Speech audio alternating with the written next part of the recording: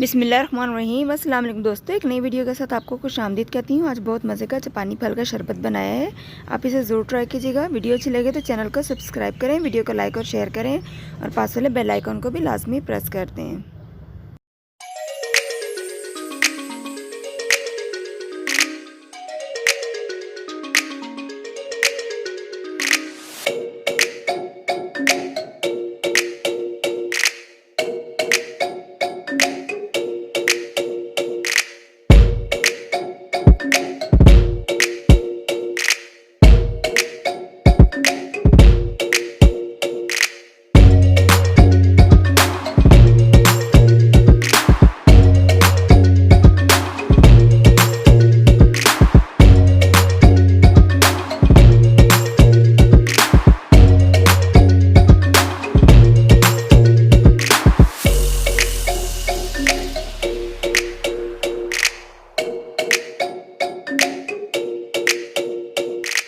तो दोस्तों, कैसी लगी मेरी आज की वीडियो आपको? अगर ये रेसिपी आपको पसंद आई तो मेरे चैनल को सब्सक्राइब करें, वीडियो को लाइक और शेयर करें और पास वाले बेल आइकन को भी लाजमी प्रेस करें। अगली वीडियो तक के लिए आपसे इजाज़त चाहूँगी। इंशाल्लाह दोबारा मिलेंगे, तब तक के लिए अल्लाह हाफ़िज़।